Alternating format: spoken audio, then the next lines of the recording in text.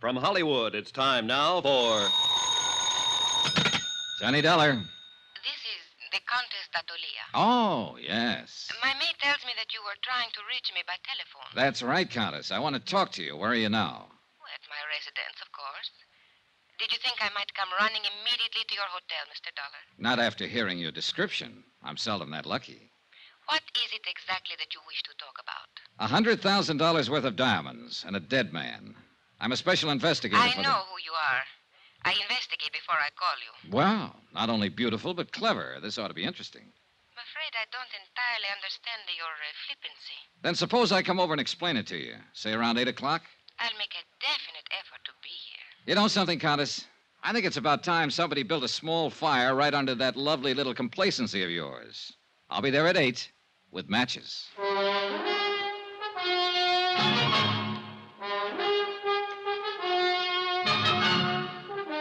Tonight and every weekday night, Bob Bailey in the transcribed adventures of the man with the action-packed expense account, America's fabulous freelance insurance investigator. Yours truly, Johnny Dollar.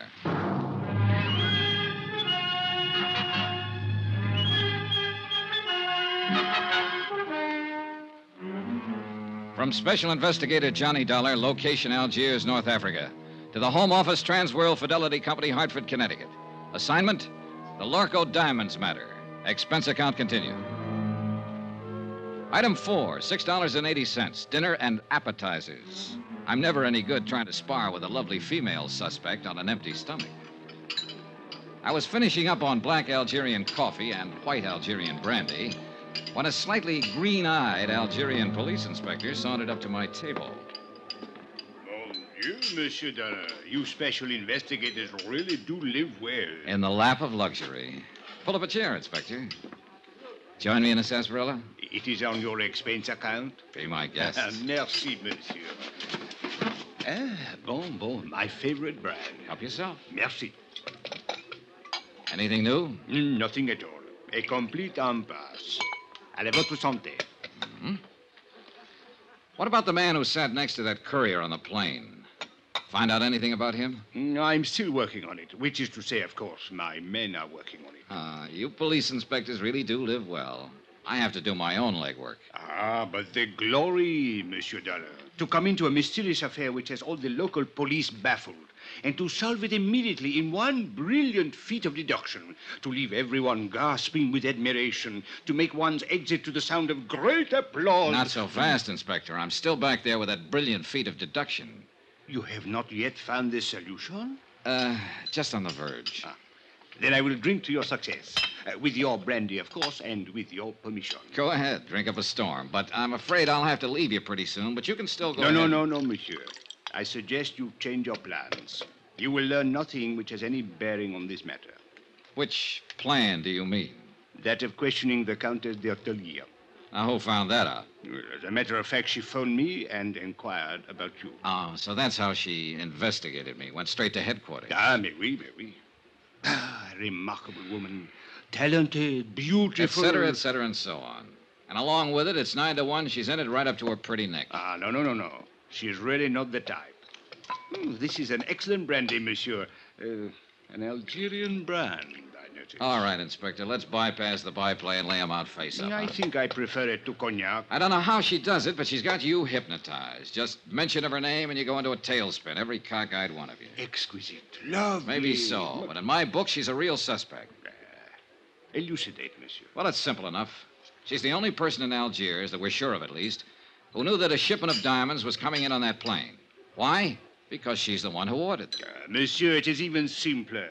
She could not have poisoned the courier because she was not on that plane. She could not have stolen the briefcase from the customs property agent because it was done by a man. So, where is your case? An accomplice, a man, with the Countess calling the shots for him. What man, monsieur? Well, you got a good point there. Merci bien, monsieur. Don't mention it. But from the influence she seems to have, it might be any man in Algiers. Inspector, it wasn't you by any chance? You raise a very interesting point. Now, suppose the Countess should ask me to kill someone for her. I wonder what I would do.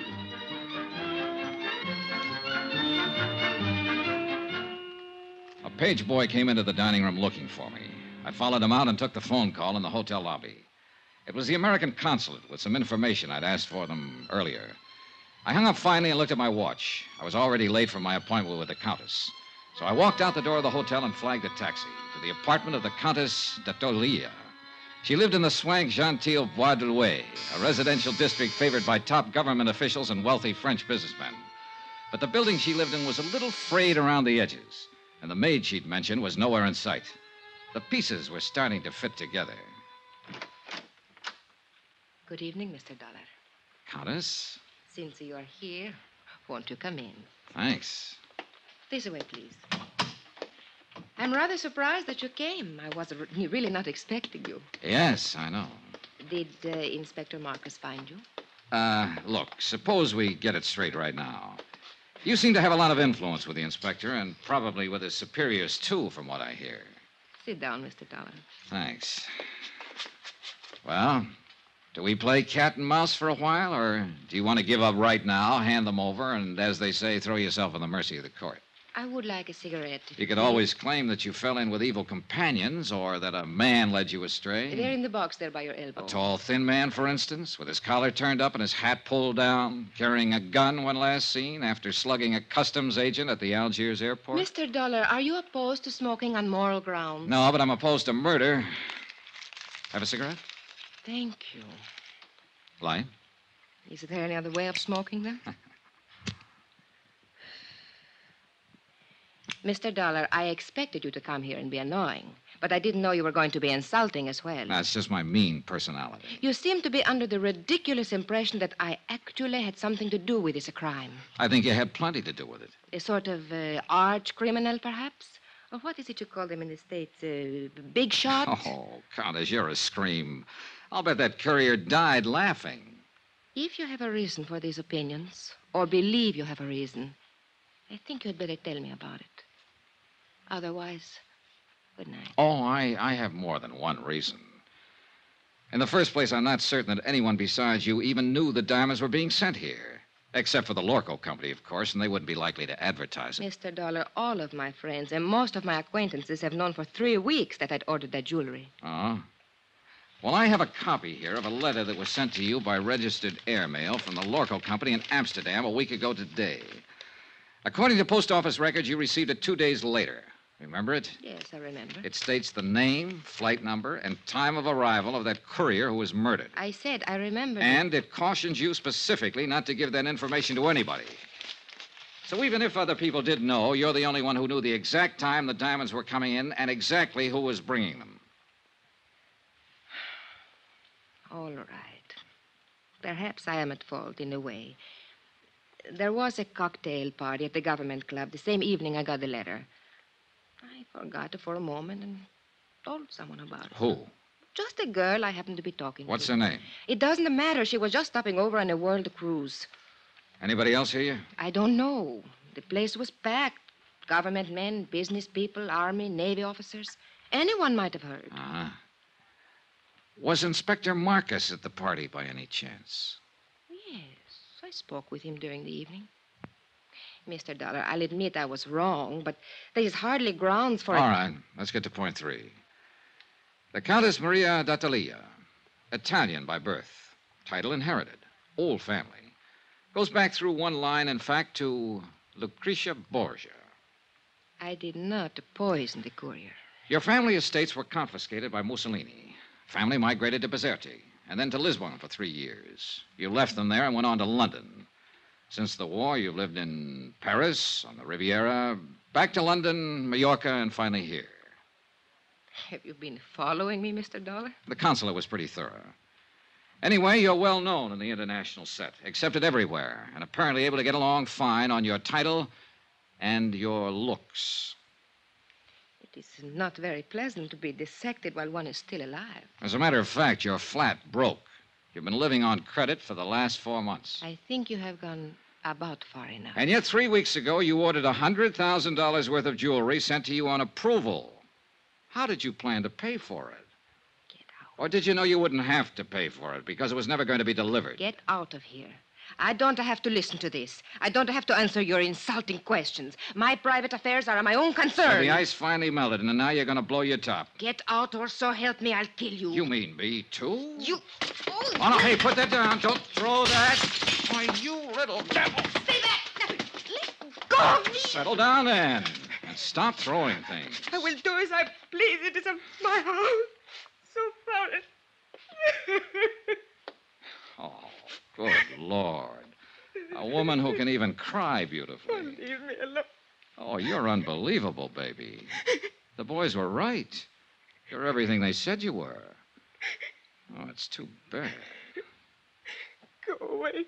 All right. But before I do... What are you going... No, don't.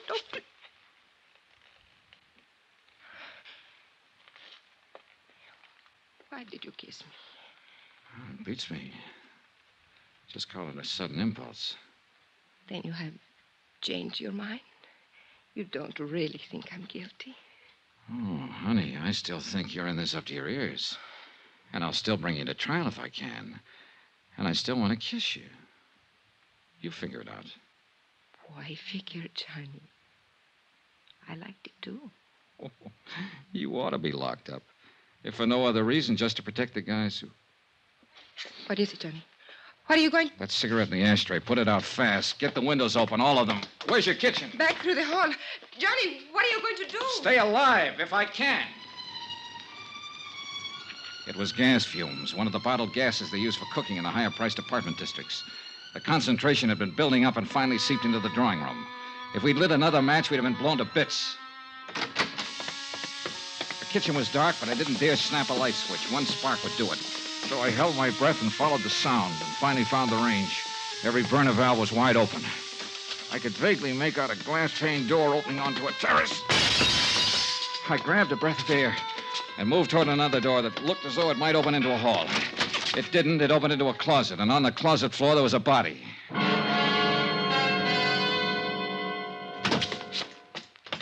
What happened, Johnny? Why did you go... Johnny, who's that? He's a man from the Lorko company. Name is Zeindorf. Zeindorf? But where did you find him? Out there on the floor of a closet. But why? What was he doing here? You tell me. I don't understand it. He has no business here. What is wrong with him, Johnny? Well, right at the moment, he seems to be a little bit dead.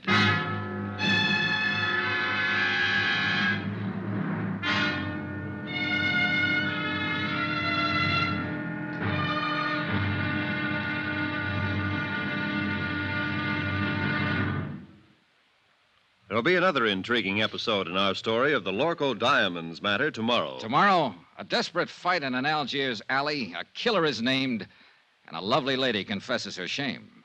Join us, won't you? Yours truly, Johnny Dollar.